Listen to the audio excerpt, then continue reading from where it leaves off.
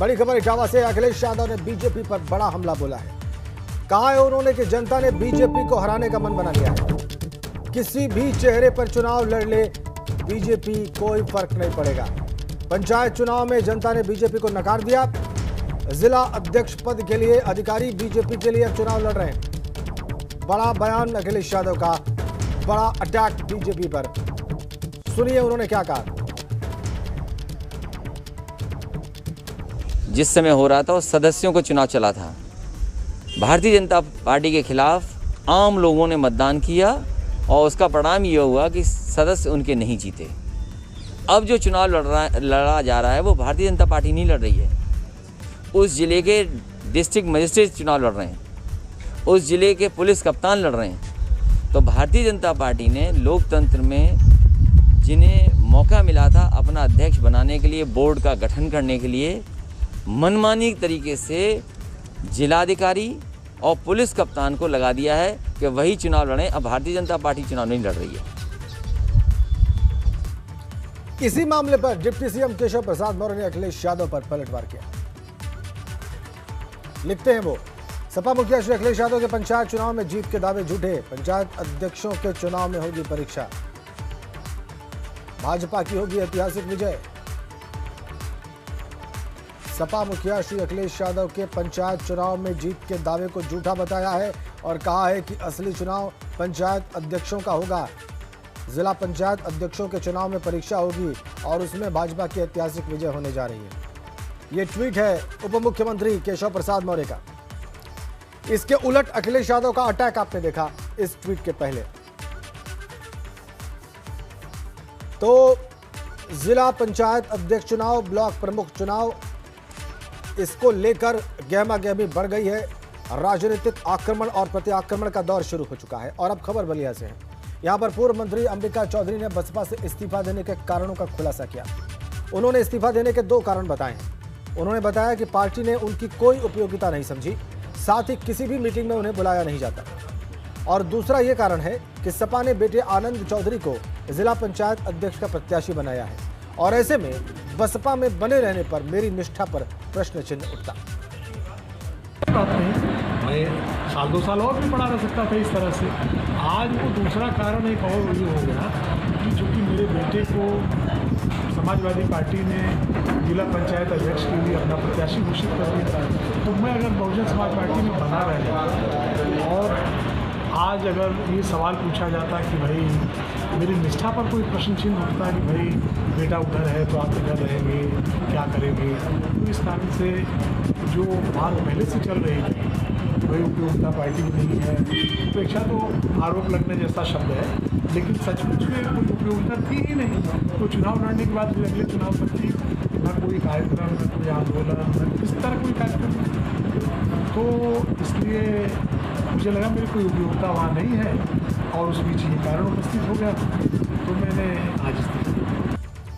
अगली बड़ी खबर प्रयागराज से है। बीजेपी ने जिला पंचायत अध्यक्ष के उम्मीदवार का ऐलान कर दिया है। डॉक्टर वीके सिंह को बीजेपी ने अपना उम्मीदवार बनाया। वार्ड नंबर 13 से निर्वाचित हुए doctor VK Singh, deputy CM Keshav Prasad Maurya की मौजूदगी में उनके नाम का ऐलान हुआ। मंत्री सिद्धार्थनाथ सिंह, सांसद डॉक्टर रीता बहुगुणा जोशी और केसरी देवी पटेल की मौजूदगी में सब कुछ हुआ। एमएलसी लक्ष्मण आचार्य के नाम का भी ऐलान हुआ है। प्रयागराज में जिला पंचायत में 84 सीटें हैं और बीजेपी के पास सिर्फ 30 सदस्य ही हैं। मोहम्मद मोइन हमारे साथ हैं। मोइन, ये चुनाव फिर कैसे जीतेगी बीजेपी? जी बिल्कुल, भारतीय जनता पार्टी ने आज अपने उम्मीदवार के नाम का ऐलान तो कर दिया। समाजवादी पार्टी ने तकरीबन 1 महीने पहले ही अपना प्रत्याशी घोषित कर दिया था। भारतीय जनता पार्टी के बारे में बता दें कि 84 में से सिर्फ 15 सीटें हैं उसने जीती थी। बाद में 15 जिला पंचायत के और सदस्यों को बीजेपी में शामिल करा लिया गया था। इनमें कुछ निर्दलीय थे, कुछ भारतीय जनता पार्टी के बागी थे, लेकिन अब भी बहुमत से 13 सीट दूर है भारतीय जनता पार्टी। और आज जो प्रेस कॉन्फ्रेंस अभी चल रही है उसमें डॉक्टर वीके सिंह के नाम का ऐलान जरूर कर दिया गया। जो भी प्रयागराज से संबंधित हैं बीजेपी के बड़े नेता सब एक मंच पे दिखाई दिए। पार्टी ने एकजुटता का संदेश जरूर दिया, लेकिन 13 जिला पंचायत सदस्य और कहां से आएंगे इसके बारे में अभी कोई खुलासा नहीं हुआ है। तो निश्चित तौर पर कहा जा सकता है कि प्रयागराज में बीजेपी को जबरदस्त टक्कर का सामना समाजवादी पार्टी की तरफ से करना पड़ेगा और बहुमत जुटा पाना उसके लिए किसी टेढ़ी खीर से कम नहीं होगा। समाजवादी पार्टी के कितने सदस्य हैं वहां पर मोइन? देखिए, अगर समाजवादी पार्टी की बात करें तो बहुमत उसके पास भी नहीं है। उसके पास भी 28 उसके अपने सदस्य जीते हैं, जो उसके अपने घोषित उम्मीदवार थे या पार्टी के समर्थित उम्मीदवार थे, पार्टी से बगावत करके लड़े थे। ऐसे में जो सत्ता की चाबी होगी वो निर्दलियों के हाथ में होगी, क्योंकि ना भारतीय जनता पार्टी के पास बहुमत है, ना समाजवादी पार्टी के पास बहुमत है। ऐसे में इस बात की से भी इनकार नहीं किया जा सकता कि चुनाव में धनबल और बाहुबल का भी इस्तेमाल किया जाएगा, और इसकी पूरी जो है आशंका है भी कि जोड़ तोड़ गुड़ा गणित सारा कुछ दांव यहाँ पर आजमाया जाएगा, क्योंकि दोनों जो प्रमुख उम्मीदवार हैं, दोनों दो प्रमुख पार्टियां हैं, उनमें से किसी के पास बहुमत नहीं है और सत्ता की चाबी निर्दलियों के हाथ में रहेगी। बहुत शुक्रिया आपका मोइन, विस्तार से दी गई इन तमाम महत्वपूर्ण जानकारियों के लिए। एक और बड़ी खबर, मिशन 2022 को लेकर लखनऊ में बीजेपी की बड़ी बैठक। जी हां, यूपी बीजेपी अध्यक्ष स्वतंत्र देव सिंह ने यह बड़ी बैठक बुलाई है। संगठन के कई पदाधिकारी, प्रदेश उपाध्यक्ष, प्रदेश महामंत्री इस बैठक में मौजूद। बीजेपी कार्यालय पर प्रदेश उपाध्यक्ष विजय बहादुर पाठक, पंकज सिंह, प्रदेश महामंत्री गोविंद नारायण शुक्ला, जेपीएस राठौर, ये सभी मौजूद हैं। कैबिनेट मंत्री आशुतोष टंडन और स्वामी प्रसाद मौर्य भी बीजेपी कार्यालय पहुंच गए हैं। बड़ी बैठक बीजेपी की। अनुभव शुक्ला के पास चलते हैं सीधा लखनऊ और उनसे ताजा अपडेट्स लेते हैं कि इस बैठक में क्या हो रहा है, इस बैठक का एजेंडा क्या है, क्या चल रहा है, किसने क्या कहा है। बताइए अनुभव, क्या जानकारी आपके पास है? देखिए, बिल्कुल ये जो बैठक है ये शुरू हो गई है। हालांकि कुछ जो पदाधिकारी हैं वो लखनऊ नहीं आ पाए थे, तो वो वर्चुअली जुड़े हैं। और इस बैठक का मुख्य एजेंडा यही है कि 2 दिन का बी एस संतोष का दौरा कल से शुरू हो रहा है। उससे पहले क्या क्या कार्यक्रम होंगे, क्या क्या बैठकें होंगी, इस पर चर्चा हो रही है। और साथ ही साथ 21 जून को पूरे प्रदेश में बीजेपी ने जो 1918 मंडल बनाए हुए हैं वहाँ पर योग के कार्यक्रम होने हैं, योग दिवस के मौके पर, उसको लेकर चर्चा हो रही है। और साथ ही साथ पंचायत चुनाव में जिला पंचायत अध्यक्षों के नाम की घोषणा होनी है, उम्मीदवारों के नाम की घोषणा होनी है। 1-2 दिन में माना जा रहा है कि पूरे 75 जिलों में बीजेपी अपने जो जिला पंचायत अध्यक्ष पद के उम्मीदवार होंगे उनके नाम की घोषणा कर देंगे। तो ये कई ऐसे महत्वपूर्ण बिंदु हैं जिस पर आज ये बैठकें हो रही हैं। और चूंकि सोमवार को ही BL संतोष और यूपी प्रभारी राधा मोहन सिंह लखनऊ आ रहे हैं, 2 दिन तक वो बैठक करेंगे, तो उससे पहले तैयारियों को लेकर भी ये बैठक हो रही है। और अगर हम देखें जिस तरीके से पूरी बैठक हो रही है, अभी एक बैठक केंद्रीय नेतृत्व JP नड्डा जो राष्ट्रीय अध्यक्ष है उन्होंने एक चिंतन बैठक की है और वो वर्चुअली बैठक हुई है। वो केंद्र सरकार के 7 साल के कामकाज पर कैसे आगे ले जाया जाए, इस पर वो वर्चुअल सब लोग जुड़े थे। तो प्रदेश अध्यक्ष स्वतंत्र देव सिंह भी उस पर जुड़े थे वर्चुअली, और वो अपने घर से जुड़े थे। इसीलिए अभी फिलहाल वो इस बैठक में नहीं है। वो कहा जा रहा है कि वर्चुअली इस बैठक में जुड़ जाएंगे, लेकिन महामंत्री संगठन सुनील बंसल मौजूद हैं। तमाम जिन पदाधिकारियों के आपने नाम लिए वो इस बैठक में मौजूद हैं। और ये माना जा रहा है कि इस बैठक के बाद अगर हम कहें तो जो 2 दिन की कल से बैठक शुरू होगी, उसके बाद कुछ और चीज़ें, यानी कई जगहों पर जो नाम खाली हैं निगम में, आयोग में, उनके भी नाम घोषित हो सकते हैं। कुछ और जो टीम है, जैसे मीडिया की टीम का अभी तक अनाउंसमेंट नहीं हुआ है, वो घोषित हो सकती है। और साथ ही साथ जिला पंचायत अध्यक्ष पद पर जो पार्टी के कौन उम्मीदवार होंगे उनके नामों की घोषणा हो सकती है। तो इन सारे विषयों को लेकर ये बैठक हो रही है। और आगामी क्या कार्यक्रम होंगे, देखिए ये भी कहा जा रहा है कि 28 और 29 को प्रदेश कार्य समिति की भी बैठक हो सकती है। हालांकि वो कल जब BL संतोष आ जाएंगे उनकी बैठक के बाद तय होगा, लेकिन अभी जो प्रारूप बना है वो यही माना जा रहा है कि वो प्रदेश कार्य समिति की बैठक को लेकर भी इस बैठक में चर्चा होगी। और वो भी महत्वपूर्ण है क्योंकि 2022 के मिशन पर अब बीजेपी का फोकस है और चुनावी मोड में बीजेपी आ चुकी है। पिछले कुछ दिनों से अगर आप देखिए लगातार जो बैठकें हैं वो होती जा रही हैं, और यही टारगेट है कि 2022 का जो चुनाव है वो कैसे जीता जाए, इसी पर सबने अब फोकस किया है। और लगातार बीजेपी में बैठकों का जो दौर है वो चल रहा है। ठीक है अनुभव, आप बता रहे हैं कि कई पदाधिकारी, वरिष्ठ पदाधिकारी, कई मंत्री, ये तमाम लोग इस बैठक में मौजूद हैं। आपने बताया विजय बहादुर पाठक, पंकज सिंह, आशुतोष टंडन, ये तमाम लोग इस वक्त इस बैठक में मौजूद हैं और मंथन चल रहा है कि क्या किया जाए। आप ये भी कह रहे हैं कि 1 से 2 दिनों में जिला पंचायत अध्यक्षों के उम्मीदवारों की घोषणा बीजेपी कर सकती है, और जो पॉलिटिकल अपॉइंटमेंट्स खाली हैं जहां पर बीजेपी अपने लोगों को प्लेस कर सकती है, मौका दे सकती है, उन नामों की घोषणा भी 1-2 दिनों में संभव है। इसका मतलब अनुभव ये समझा जाए कि बीजेपी इस वक्त टॉप गियर में है प्रिपरेशंस की, न सिर्फ जिला पंचायत अध्यक्षों के चुनाव की बल्कि विधानसभा के जो आगामी चुनाव हैं उसके लिए भी। अनुभव, कोई खास बात आपने नोटिस की, चूंकि नए पदाधिकारियों का चुनाव हुआ है और घोषणा हुई है, क्षमा करें, इस बात के मद्देनजर आपने इस बैठक में कोई खास बात नोटिस की?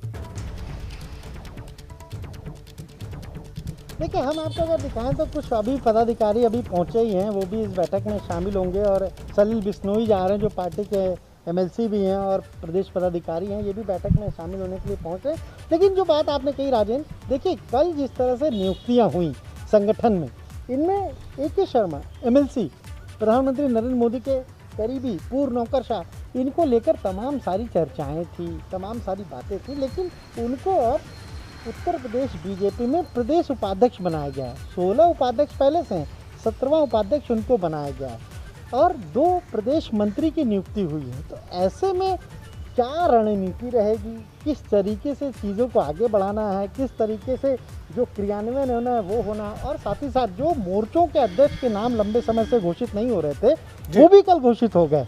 तो ये भी कल अब जब बैठक होगी, खासतौर से BL संतोष के साथ, तो ये लोग भी मौजूद रहेंगे। क्योंकि जब 19 दिन पहले 2 जून को जब BL संतोष लखनऊ से गए थे, तब उन्होंने कुछ निर्देश भी दिए थे और इन्हीं सारी चीज़ों को लेकर निर्देश दिए थे।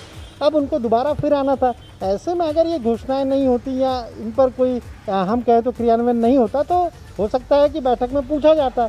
इसलिए सारे नामों को घोषित भी कर दिया गया। लेकिन अभी भी कुछ निगम ऐसे हैं, कुछ बोर्ड ऐसे हैं, आयोग ऐसे हैं जहाँ पर कि अभी जो अध्यक्ष हैं उनके पद खाली चल रहे हैं, रिक्त चल रहे हैं, सदस्यों की नियुक्ति नहीं हुई है। तो माना जा रहा है कि जो बैठक होगी 2 दिन की, उसके बाद जो खाली पद चल रहे हैं, जगहें चल रही हैं, वहाँ पर भी नियुक्तियों की घोषणा हो जाएगी। और ख़ासतौर से सबसे ज़्यादा फोकस इस वक्त अगर आज की बात करें तो बीजेपी का जिला पंचायत अध्यक्ष का चुनाव जीतने पर है। अभी आपने दिखाया प्रयागराज में किस तरीके से अनाउंसमेंट किया गया कि बीजेपी की तरफ से कौन लड़ेगा। तो माना यही जा रहा है कि बीजेपी अब अलग अलग ज़िलों में इसी तरीके से घोषणा करेगी और 1-2 दिन में पूरे 75 जिलों में कौन उनके उम्मीदवार होंगे, उनके नामों की घोषणा भी हो जाएगी, लिस्ट भी जारी हो जाएगी। बहुत दिलचस्प है अनुभव कि बीजेपी किन लोगों को अपना उम्मीदवार बनाती है जिला पंचायत अध्यक्ष के चुनाव में, क्योंकि उस पर बहुत कुछ टिका हुआ है। हमने डिप्टी CM का बयान भी देखा, वो कहते हैं कि जिला पंचायत अध्यक्षों के चुनाव में ही पता चल जाएगा कि किसकी विजय हुई है, किसकी पराजय हुई है। इस लिहाज से भी इन नामों की घोषणा बहुत दिलचस्प और बहुत महत्वपूर्ण होने जा रही है और ये चुनाव भी। बहुत बहुत धन्यवाद अनुभव आपका, आपने विस्तार से तमाम जानकारी हमारे दर्शकों को दी। आगे बढ़ते हैं। यूपी में फिर से एक होने की तैयारी में जुटा हुआ है पटेल परिवार। सूत्र बता रहे हैं अनुप्रिया और मां कृष्णा पटेल के बीच सुलह की खबर आ रही है। अनुप्रिया और कृष्णा में सुलह का फॉर्मूला बन रहा है। जुलाई में कृष्णा पटेल को MLC बनाने की संभावना है। बड़ी खबर सूत्रों के हवाले से हमारे पास। पटेल परिवार एक हो सकता है आगामी विधानसभा चुनाव से पहले। लगातार बातचीत चल रही है अनुप्रिया पटेल में, उनकी मां कृष्णा पटेल में। ये 2 गुट हो गए थे इस पार्टी में और अब दोनों के बीच में सुलह के आसार बन रहे हैं। सूत्रों के हवाले से खबर, जुलाई में कृष्णा पटेल को MLC बनाने की संभावना भी है। सूत्र बता रहे हैं हमें। आपको याद होगा अनुप्रिया पटेल उस मीटिंग में थी जो मीटिंग गृह मंत्री अमित शाह और मुख्यमंत्री योगी आदित्यनाथ के बीच हुई थी दिल्ली में। बाद में शामिल हुई थी लेकिन वो थी और उसके बाद भी मुलाकात हुई भाजपा के राष्ट्रीय अध्यक्ष JP नड्डा से, पार्टी के लोगों की। तो ये बहुत महत्वपूर्ण खबर इस वक्त हम आपको दे रहे हैं। सूत्रों के मुताबिक यूपी में फिर से एक मंच पर होने की कोशिश में पटेल परिवार जुटा हुआ है।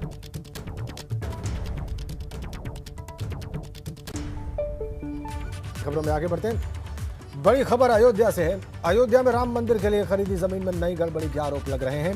आम आदमी पार्टी और समाजवादी पार्टी ने जमीन खरीद में गड़बड़ी के आरोप लगाए हैं। अयोध्या मेयर के भतीजे के जरिए जमीन खरीद में गड़बड़ी का आरोप लग रहा है। 20 फरवरी को भतीजे ने 20 लाख की खरीदारी जो जमीन खरीदी, 11 मई को 2.5 करोड़ की जमीन राम मंदिर ट्रस्ट को बेच दी। तो नया आरोप, ये नया आरोप, एक और आरोप जमीन खरीद के मामले में राम मंदिर ट्रस्ट के द्वारा नई गड़बड़ी का आरोप। आम आदमी पार्टी और समाजवादी पार्टी ने इस मुद्दे को उठाया है। संजय सिंह ने आरोप लगाए जो कि लगातार मुखर रहे हैं इस सारे प्रकरण को लेकर, इन आरोपों को लेकर। 20 फरवरी को भतीजे ने 20 लाख की जमीन खरीदी और 11 मई को 2.5 करोड़ में बेच दी। भारतीय जनता पार्टी के मेयर के भतीजे पर आरोप लग रहे हैं, जमीन बेची उन्होंने ट्रस्ट को। ये देखिए आप, हम आपको दिखाने की कोशिश कर रहे हैं। 35 लाख रुपए जमीन का दाम, सर्किल रेट। एक और जमीन घोटाला जो है वो उसके आरोप लग रहे हैं। जमीन का दाम, सर्किल रेट 35 लाख रुपए है।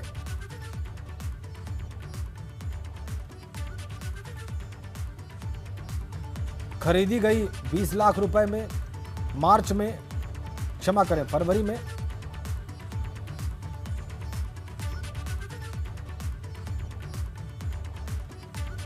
और उसके बाद बेच दी गई 2.5 करोड़ रुपए में 11 मई को। यह आरोप है संजय सिंह का। और यह सब किया मेयर के भतीजे ने, अयोध्या के मेयर के भतीजे ने, ऐसा आरोप है। 20 फरवरी को अयोध्या मेयर के भतीजे ने जमीन खरीद में गड़बड़ी की, 20 लाख की जमीन खरीदी 20 फरवरी को, 11 मई को राम मंदिर ट्रस्ट को 2.5 करोड़ में बेच दिया।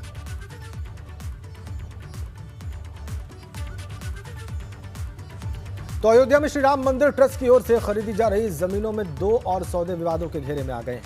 इन जमीन सौदों में अयोध्या के मेयर ऋषिकेश उपाध्याय के भतीजे दीप नारायण उपाध्याय की अहम भूमिका बताई जा रही। मेयर ऋषिकेश उपाध्याय के भांजे दीप नारायण पर आरोप है कि 20 लाख में जमीन खरीद पर राम जन्मभूमि ट्रस्ट को 2 करोड़ 50 लाख में बेच दिया।